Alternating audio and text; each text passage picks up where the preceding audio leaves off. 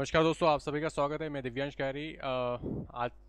आज जो हम लाइव सेशन करने वाले हैं उसका जो टॉपिक है आपको दिख रहा होगा, सेल साइकिल और सेल डिवीज़न के बारे में क्वेश्चन मैं लेके आया हूँ, 15 क्वेश्चन। तो जो भी आप एग्ज़ाम की प्रिपरेशन कर रहे हैं उसमें अगर साइंस पोर्शन आपके है तो ये सेशन आपके लिए बहुत ही ज़्यादा बेनिफिशियल होने वाला है। ठीक है, तो 15 क्वेश्चन देखेंगे सेल साइकिल और सेल डिवीज़न से रिलेटेड। बने रहिए मेरे साथ। एक बार वीडियो को लाइक कर लें आप और शेयर भी कर सकते हैं। ठीक है, तो शुरू करते हैं। देखिए, फर्स्ट क्वेश्चन आ गया है। फर्स्ट क्वेश्चन आज के लाइव सेशन का, माइटोटिक तथा मियोटिक कोशिका विभाजन,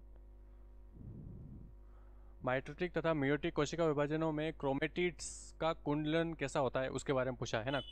जो कोयलिंग होती है, क्रोमेटिड की जो कोयलिंग होती है उसके बारे में पूछा है।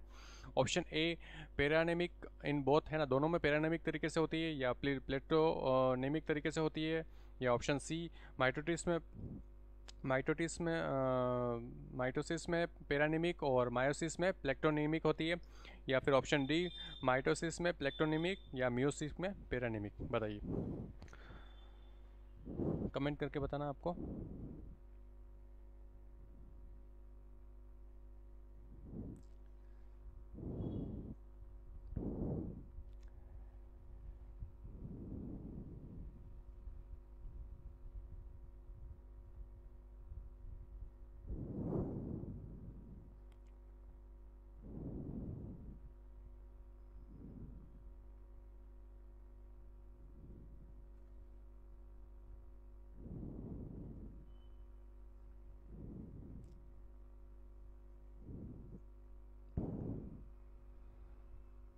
फर्स्ट क्वेश्चन आज के लाइव सेशन का आप देख रहे हैं।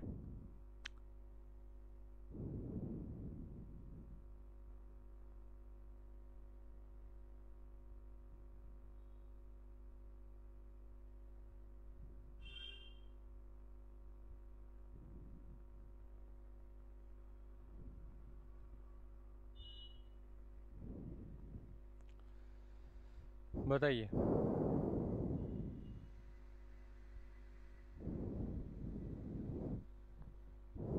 कॉइलिंग के बारे में पूछा है ना। क्रोमेटिड्स क्या होते हैं, क्रोमेटिड की जो कॉइलिंग होती है उसके बारे में पूछा है ना। जो क्रोमोसोम होता है बेसिकली, इसमें ये क्रोमेटिड्स होते हैं। क्या होते हैं? क्रोमेटिड्स होते हैं। ठीक है, इसमें कोयलिंग जो होती है उसके बारे में पूछा है ना। तो मियोटिक और माइटोटिक है ना, समसूत्री और अर्धसूत्री विभाजन में कोयलिंग जो अलग अलग टाइप की होती है उसके बारे में पूछा है। आपको कमेंट करके बताना है, जल्दी से बताइए।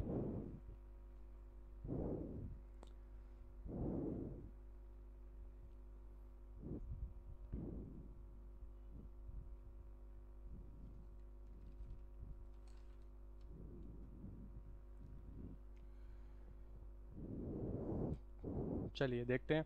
देखिए, माइटोसिस जो डिवीज़न होता है उसमें कोयलिंग कैसी होती है, उसमें थोड़ी कॉम्प्लेक्स टाइप होती है ना, ऐसी कोयलिंग आपको दिखने को मिलेगी। ठीक है, इसको बोलते हैं प्लेक्टोनेमिक है ना, प्लेक्टोनेमिक बोलते हैं। किस में होती है? माइटोसिस में तो कैसी होती है? कॉम्प्लेक्स टाइप की होती है। और मियोसिस में क्या होता है? मियोसिस में क्या होता है? सिंपल कोयलिंग होती है ना, सिंपल कोयलिंग होती है। उसको बोलते हैं पैरानेमिक। ठीक है, तो ऑप्शन डी यहाँ पे करेक्ट हो जाएगा। ऑप्शन डी क्या होगा? करेक्ट हो जाएगा। ठीक है, यानी कि माइटोसिस में क्या होता है, थोड़ी कॉम्प्लेक्स तरीके से होती है, और मियोसिस में सिंपल तरीके से होती है, उसको बोलते हैं पैरानेमिक। ठीक है, तो ऑप्शन डी यहाँ पे करेक्ट हो जाएगा। आगे बढ़ते हैं सेकंड क्वेश्चन की तरफ। ठीक है, आज के लाइव सेशन का आप सेकंड क्वेश्चन देख रहे हैं।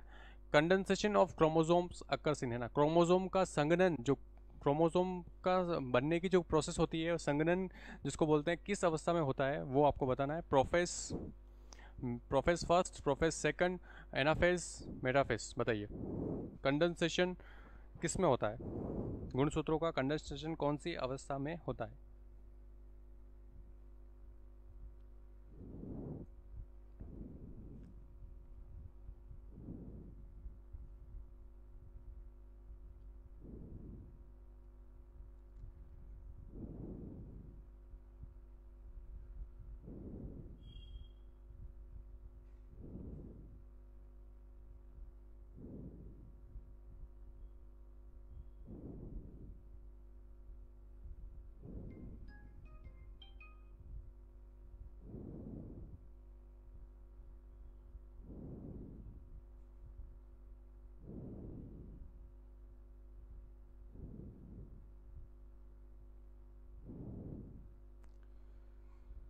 कंडेंसेशन की बात करें तो चलिए देखते हैं सेकंड का आंसर। देखिए कंडेंसेशन की बात करें तो यहाँ पे प्रोफेज फर्स्ट है ना, फर्स्ट और सेकंड दो दे रखा, मतलब कि मियोसिस की बात हो रही है। मियोसिस में किस में होता है, प्रोफेज फर्स्ट जो होता है स्टेज होती है, जिसमें क्या होता है मियोसिस, इसमें गुणसूत्रों का निर्माण होता है, यानी कि कंडेंसेशन ऑफ क्रोमोसोम देखने को मिलता है ना।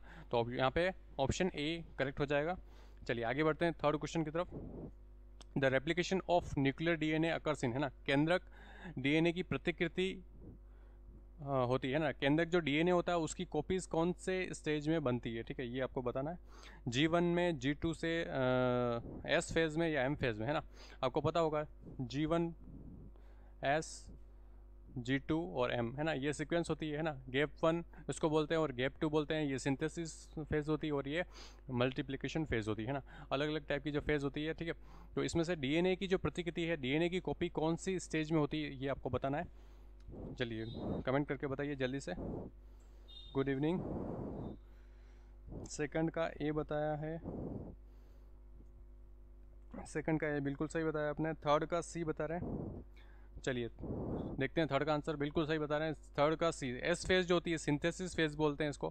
क्या बोलते हैं, सिंथेसिस फेज, है ना, सिंथेसिस फेज बोलते हैं। इसमें क्या होता है, सिंथेसिस का मतलब निर्माण होना, है ना। निर्माण किसका होता है इसमें, जो डीएनए होता है, डीएनए की कॉपी होती है और जो जेनेटिक मटेरियल होता है उसका निर्माण होता है, ठीक है। इसलिए इसको एस फेज बोलते हैं और इसमें क्या होता है, डीएनए की प्रतिकृति बनती है ना। तो यहाँ पे आंसर क्या हो जाएगा, सी ऑप्शन करेक्ट हो जाएगा, ठीक है। चलिए वेरी गुड। तबस्सुम भी सी बता रहे हैं, बिल्कुल सही बताया, वेरी गुड। चलिए फोर्थ देखते हैं, फोर्थ का आंसर आपको करना है। कॉल्चिकम किस, सॉरी, फोर्थ का आंसर आपको बताना है ना। कॉल्चिकम किस अवस्था को प्रभावित करता है ना। कॉल्चिकम क्या होता है, एक प्लांट होता है, ठीक है। कॉल्चिकम क्या है, एक प्लांट है, ठीक है, जिससे एक केमिकल रिलीज होता है जिसको बोलते हैं कॉल्चिसिन, कॉल्चिसिन, ठीक है। इसका एक यूज़ होता है, मैं बताऊंगा अभी। पहले आप इसका आंसर बताइए। कॉल्चिसिन जो होता है, मतलब बेसिकली कॉल्चिसिन के बारे में पूछ रहे हैं या कॉल्चिकम प्लांट के बारे में पूछ रहे हैं, तो वो किस अवस्था को प्रभावित करेगा, एम फेज, सॉरी मेटाफेज को, प्रोफेज को, इंटरफेज को या एनाफेज को, ठीक है। बताइए, अच्छा क्वेश्चन है। फोर्थ का आंसर आपको करना है। उमा कुमारी ने ए ऑप्शन बताया फोर्थ का।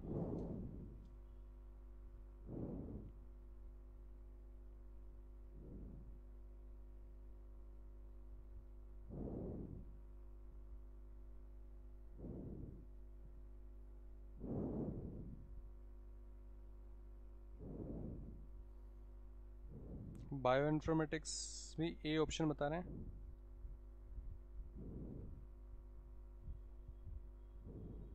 चलिए बाकी स्टूडेंट भी कमेंट करते जाइए जल्दी से।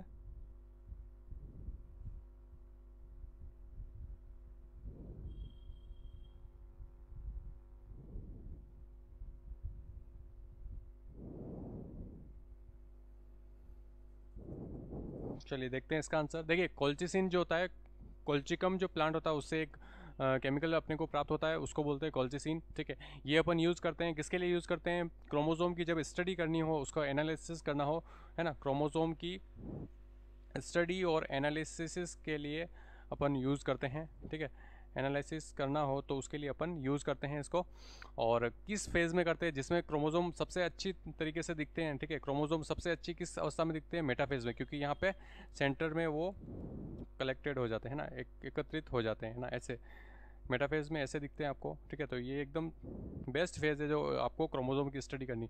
तो आप जैसे ही इसको डालेंगे तो फिर ये यहीं पे सस्पेंड हो जाएगी, है ना, यहीं पे अरेस्ट हो जाएगी ये अवस्था, यहीं फिर आगे वाली जो स्टेज वो आएगी ही नहीं, ठीक है। इसलिए यहाँ पे, है ना, ए ऑप्शन यहाँ पे करेक्ट हो जाएगा। चलिए वेरी गुड, सभी ने सही बताया अभी तक। तबस्सुम ने भी ये बताया, वेरी गुड। चलिए फिफ्थ का बताना है आपको।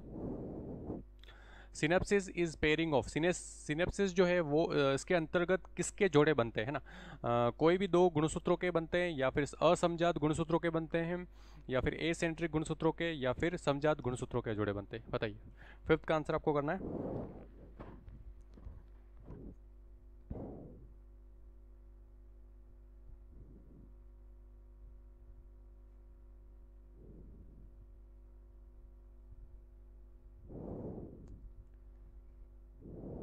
उमा कुमारी फिफ्थ का डी ऑप्शन बता रहे हैं।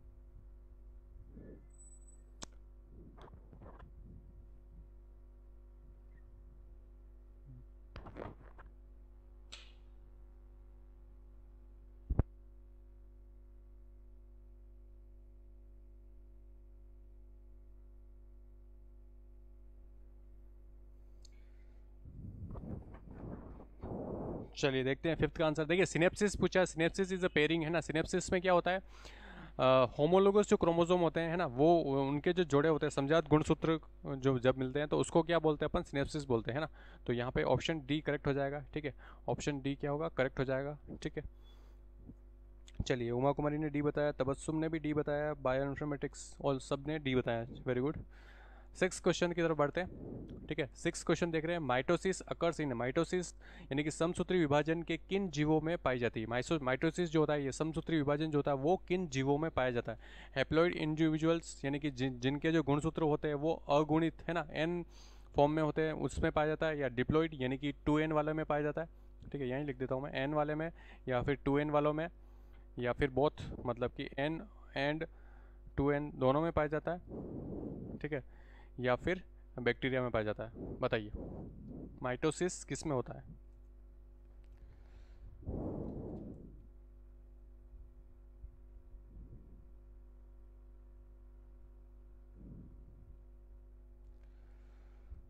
लाइट नहीं गई है, लाइट तो आ रही है एक्चुअली। कैमरे में कुछ शायद ग्लिच हो गया है, कुछ दिक्कत हो रही है, थोड़ा सा वेट करिए। हम्म, सिक्स का आंसर आपको करना है। सिक्स का आंसर आपको करना है। माइटोसिस के बारे में पूछा, माइटोसिस किस में होती है ये आपको बताना है। हैप्लॉइड जो इंडिविजुअल जीव होते हैं यानी कि अगुणित गुणसूत्र वाले, उसमें होता है, या डिप्लॉइड वालों में होता है, या फिर दोनों में होता है, या फिर बैक्टीरिया में होता है। बताइए।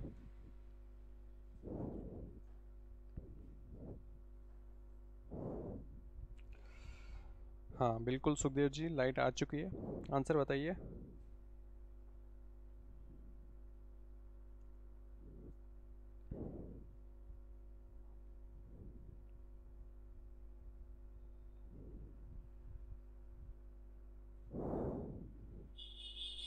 सिक्स का आंसर आपको देना है, जल्दी से कमेंट करते जाइए।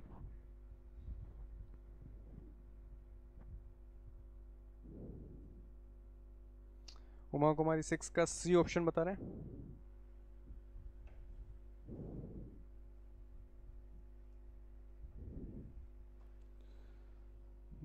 बायो इन्फॉर्मेटिक्स ने भी सी ऑप्शन बताया, तबस्सुम ने भी सी ऑप्शन बताया। चलिए सभी ने सही बताया है ना। माइटोसिस जो होता है वो अगुणित और द्विगुणित दोनों जीवों में होता है ना। सी ऑप्शन यहाँ पे करेक्ट हो जाएगा। ठीक है, चलिए वेरी गुड, शाबाश। आगे बढ़ते हैं। सेवन का आंसर आपको करना है।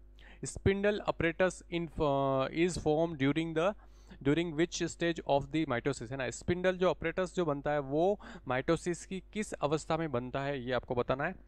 प्रोफेज में, मेटाफेज में, एनाफेज में, या फिर टिलोफेज में। ठीक है, बताइए। स्पिंडल अपरेटस के बारे में पूछा है।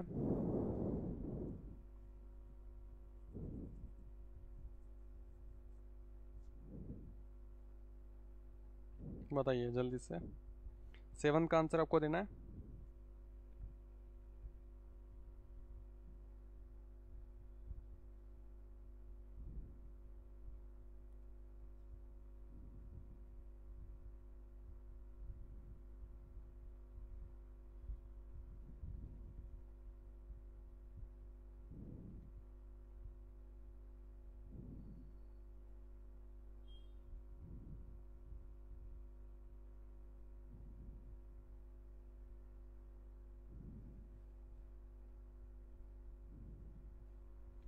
सेवन्थ का सी ऑप्शन बता रहे हैं उमा कुमारी।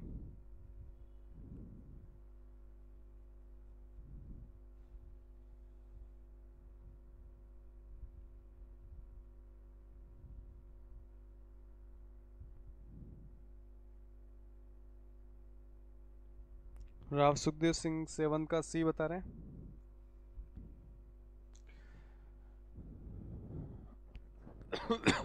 चलिए, स्पिंडल ऑपरेटर्स के बारे में पूछा है यहाँ पे। देखिए,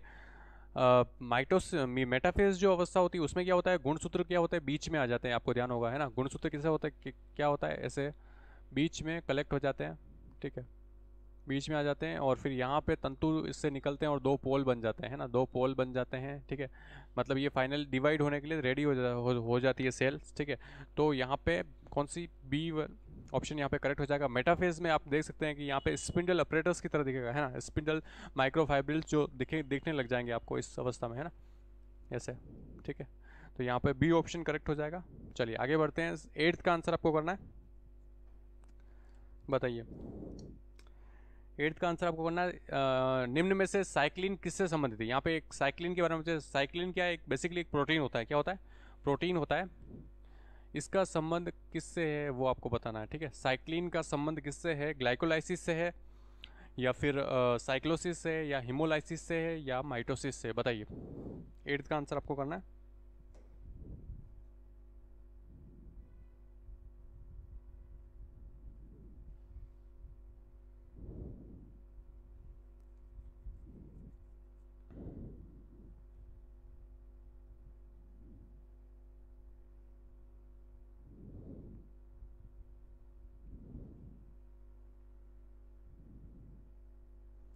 cyclin is associate with which one of the following. Cyclin का संबंध किससे है ये आपको बताना है। उमा कुमारी ने 8th का डी ऑप्शन बताया, बायो इन्फॉर्मेटिक्स भी 8th का डी ऑप्शन बता रहे हैं।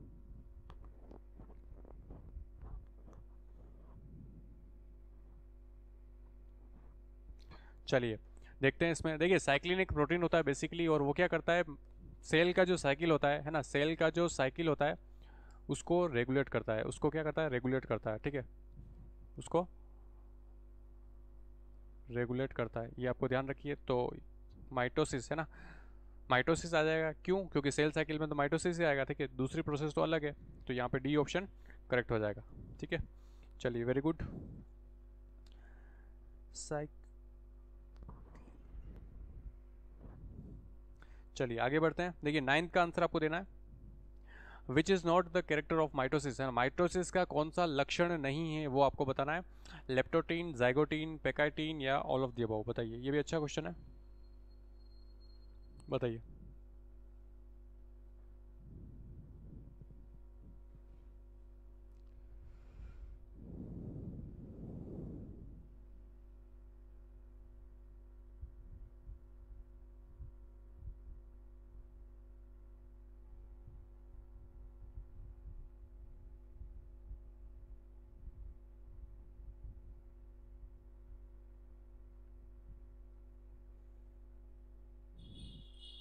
बिल्कुल सही कमेंट किया। साइक्लिन और सीडी के जो होते हैं वो साइकिल को रेगुलेट करते हैं। चलिए, 9th का आंसर आपको करना है, अ, इसमें से कौन सा माइटोसिस का लक्षण नहीं है वो आपको बताना है। लेप्टोटीन, जाइगोटीन, पेकाइटीन, या ऑल ऑफ द अबव, बताइए।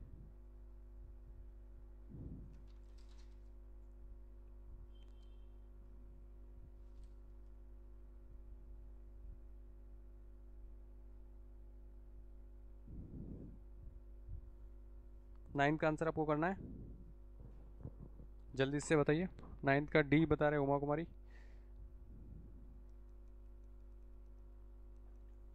9th का आंसर आपको करना है, माइटोसिस का कौन सा लक्षण नहीं है वो आपको बताना है। लेप्टोटीन, जाइगोटीन, है ना, ये फेजेज है, आपको पता ही होगा, है ना, वो क्या आंसर होगा इसमें। चलिए देखते हैं। देखिए, ये प्रोफेस की अवस्था है, ठीक है, प्रोफेस जो स्टेज होती है उसकी अवस्था है, लिखी हुई है ना। प्रोफेस की अवस्था है, प्रोफेस जो होती है वो मियोसिस में प्रोफेस लंबी होती है, उस तो उसको अपन कितने भागों में पढ़ते हैं, 5 भागों में डिवाइड करते हैं, ठीक है। यही सारे पार्ट लिखे हुए हैं ना, लेप्टोटीन, जाइगोटीन, फिर लेप्टोटीन, जाइगोटीन, पैकाइटीन, है ना, फिर डिप्लोटीन और डाइकाइनेसिस। डाइकाइनेसिस है ना, ये 5 अवस्थाएं होती है। ठीक है, तो ये तो मियोसिस से रिलेटेड होती है। किसमें? मियोसिस में प्रोफेज लंबी होती है, अपने को पता है ना। तो यहाँ पे माइटोसिस के बारे में पूछा तो ये कोई भी इससे रिलेटेड नहीं करेगी। ठीक है, तो यहाँ पे ऑप्शन डी करेक्ट हो जाएगा, है ना। डी ऑप्शन यहाँ पे करेक्ट हो जाएगा, क्योंकि माइटोसिस का लक्षण तो है नहीं, ये मियोसिस का लक्षण है। मियोसिस में प्रोफेस लंबी होती है और वो 5 भागों में डिवाइड होती है। ठीक है, चलिए फिर 10th का आंसर आपको बताना है। 4 daughter cells form after meiosis are, है ना। जो अर्धसूत्री विभाजन में क्या होता है आपको पता है, 4 पुत्री कोशिकाएं या 4 डॉटर सेल बनती है, जबकि माइटोसिस में क्या होता है, 2 डॉटर सेल बनती है। ठीक है, तो यहाँ पे जो 4 संतति कोशिकाएं होती है उनके बारे में पूछा है कि वो कैसी होती है, जेनेटिकली सिमिलर होती है, जेनेटिकली डिफरेंट होती है, या ए न्यूक्लिएट होती है मतलब केंद्रक रहित होती है, या मल्टी न्यूक्लिएट मतलब एक से ज़्यादा उनमें केंद्रक होता है। ठीक है, बताना है आपको, बताइए। 10th का आंसर आपको करना है, जल्दी से कमेंट करिए। बिल्कुल सही। मियोसिस की प्रोसेस लंबी होती है, 5 भागों में अपन डिवाइड करते हैं।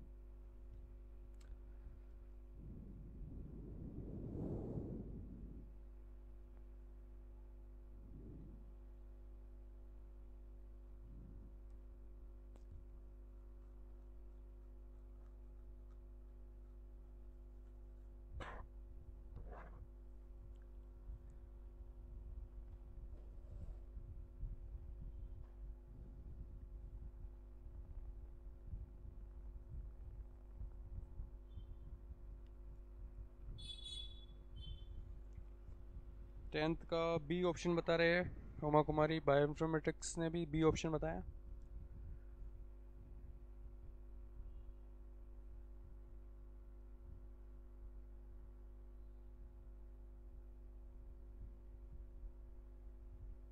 चलिए देखते हैं इसमें। देखिए, अर्धसूत्री विभाजन में के बाद 4 जो संतति कोशिकाएं बनती हैं उनके बारे में पूछा है, वो कैसी होती है, तो वो क्या होती है, जेनेटिकली डिफरेंट होती है ना, एक जैसे समान नहीं होती, उसमें डिफरेंसेस आते हैं। क्यों आते हैं डिफरेंसेस? क्योंकि उसमें जब डिवीज़न होता है तब क्या होता है, जीन्स जो होते हैं उनमें क्या होता है, रिकॉम्बिनेशन होता है, नए कॉम्बिनेशन बनते हैं, है ना, नए कॉम्बिनेशंस बनते हैं जीन्स में। दैट्स वाई उसमें क्या होता है, डिफरेंसेस आते हैं, है ना। तो आंसर बी हो जाएगा, बिल्कुल सही बताया आपने, शाबाश। चलिए आगे बढ़ते हैं। 11th का आंसर आपको देना है।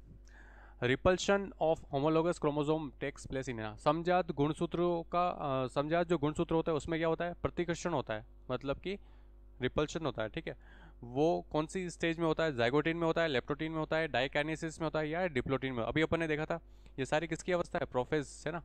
और प्रोफेज भी कौन सी, मियोसिस की, है ना, मियोसिस की। ठीक है, बताइए।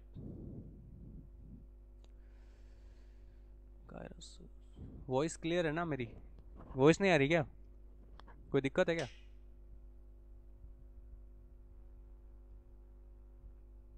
सही तो है मेरे हिसाब से। कमेंट करके बताना वॉइस आ रही है क्या मेरी प्रॉपर? अभी आ रही है हम्म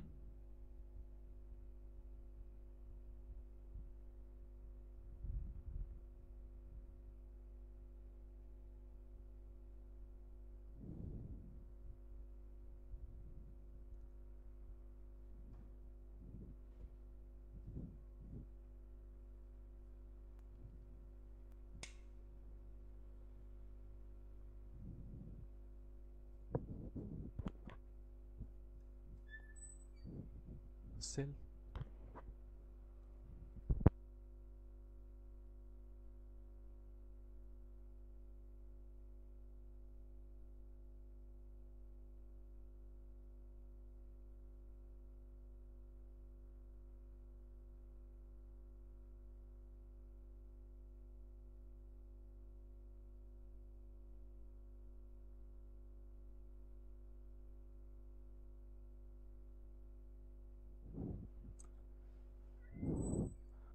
आई थिंक अब ठीक होगी, मैंने बैटरी चेंज कर दी है। अब कमेंट करके बताइए वॉइस कैसी आ रही है मेरी, प्रॉपर है? एक बार कमेंट करके बताइए वॉइस क्लियर आ रही है अभी मेरी?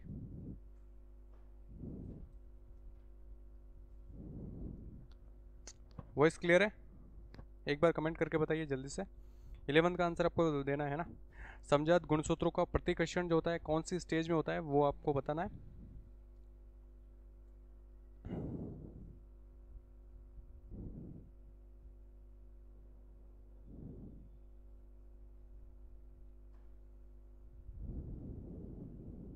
चलिए देखते हैं इसका। देखिए डिप्लोटीन जो फेज़ होती है उसमें क्या होता है, समजात जो गुणसूत्र होते हैं, ठीक है, उसमें क्या होता है, प्रतिकर्षण होता है। ठीक है, तो ये आप ध्यान रखिए, डी ऑप्शन यहाँ पे करेक्ट हो जाएगा। चलिए आगे बढ़ते हैं। 11 का उमा कुमार ने सी बताया था, सी नहीं होगा यहाँ पे, डी होगा। ठीक है, तबस्सुम आपने सही बताया। चलिए 12th का आंसर आपको बताना, mitosis is the process by which eukaryotic cells, है ना। माइटोसिस वह प्रक्रिया है जिसमें यूकैरियोटिक कोशिकाएं क्या होता है, प्रोटीन संश्लेषण हेतु जीन प्रदान करती है, बी कार्य एवं संरचना की दृष्टि से विशेष होती है, या सी मल्टीप्लाई विभाजित होती है, या फिर डी वृद्धि करती है। बताइए, माइटोसिस वह प्रक्रिया है या वह क्रिया है जिसमें यूकैरियोटिक जो कोशिकाएं होती है उनमें क्या होता है। ठीक है, बताइए।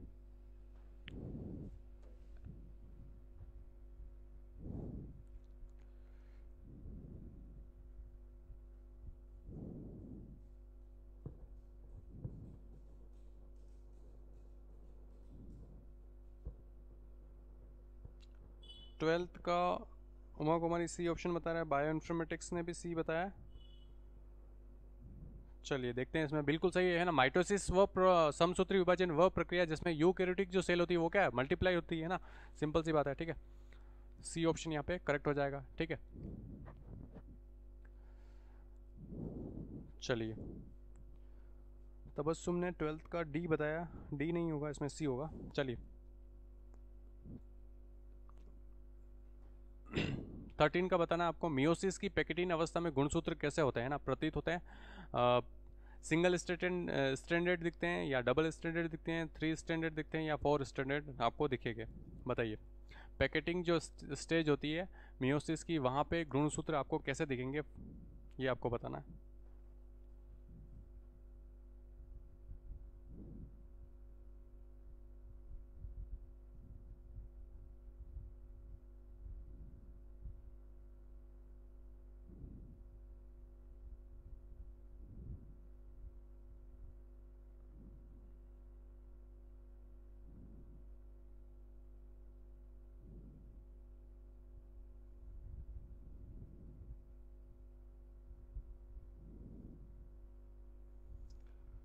थर्टीन का ऑप्शन आपको बताना है।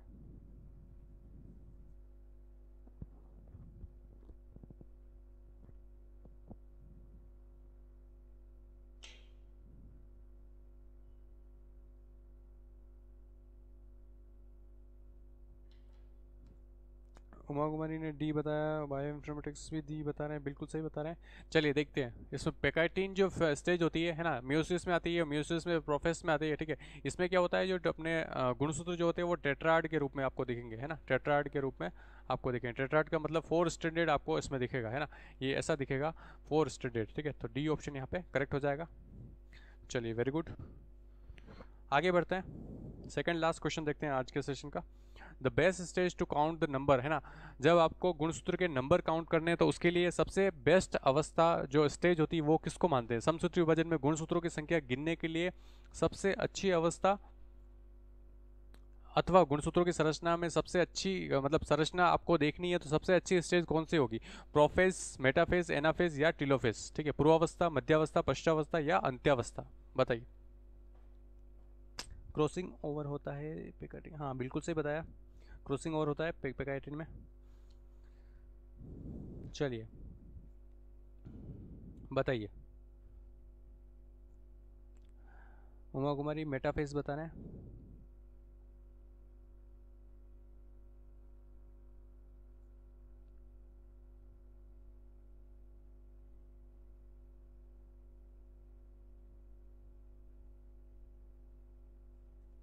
बायोइन्फॉर्मेटिक्स भी मेटाफेज बता रहे हैं। चलिए बिल्कुल सही है ना, मेटाफेज। इससे रिलेटेड एक क्वेश्चन आपने देखा भी था, है ना। मेटाफेज में क्या होता है, गुणसूत्र क्या होता है, सेंटर में आ जाते हैं। गुणसूत्र क्या होता है, सेंटर में आ जाएंगे।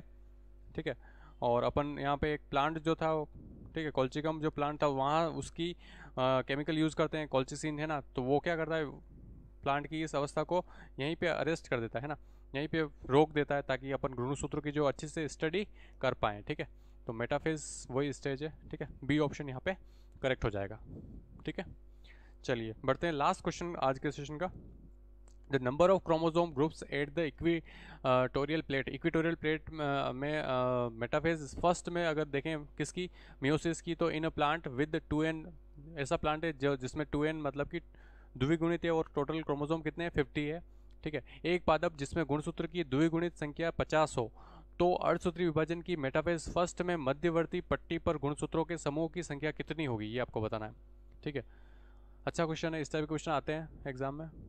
बताइए, 50 होगी, 25 होगी, या 30 होगी, या 100 होगी?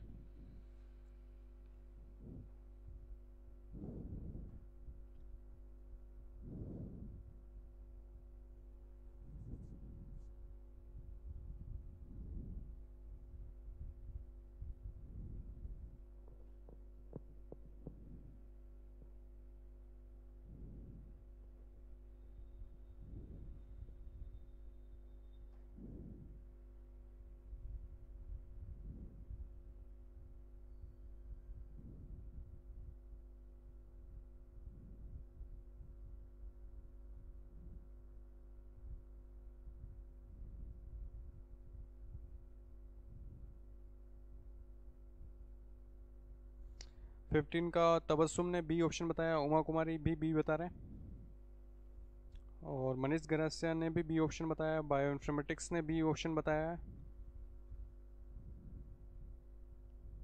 बताइए, बाकी स्टूडेंट भी कमेंट करते जाइए।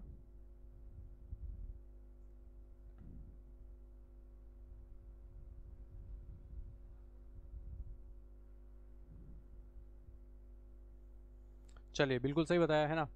मेटाफेज फर्स्ट में पूछ रहे हैं तो बी ऑप्शन यहाँ पे 25 गुणसूत्रों के समूह, यहाँ पे क्या ग्रुप पूछा है, तो कितने ग्रुप होंगे, ग्रुप कितना हो जाएंगे, 25 हो जाएंगे, क्योंकि टोटल कितने 2n कितने हैं, 50 है, तो इस हिसाब से कितना हो जाएगा, 25 है ना।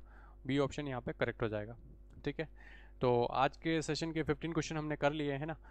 कल वापस इसका पार्ट 2 लेके आएंगे, सेल्स साइकिल और सेल डिवीज़न का पार्ट 2 हम कल लेके आएंगे, तो उस आप तैयार रहें, पढ़ के आएँ इसके बारे में, ताकि आपको और भी ज़्यादा क्वेश्चन करने में मज़ा आएगा।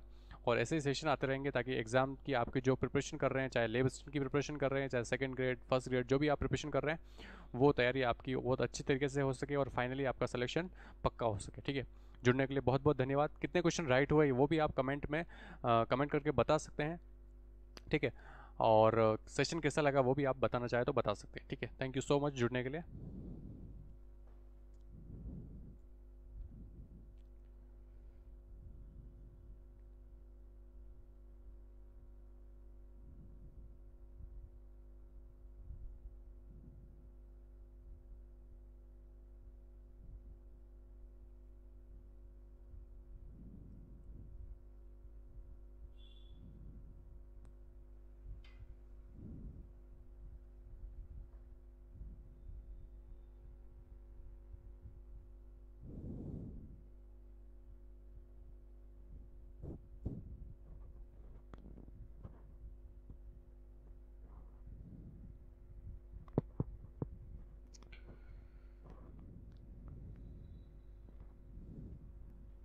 थैंक यू सो मच शुमा कुमारी।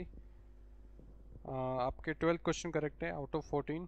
चलिए, वेरी गुड, शाबाश, इसी तरह बने रहें। चलिए, बहुत बहुत धन्यवाद, कल मिलते हैं, नमस्कार।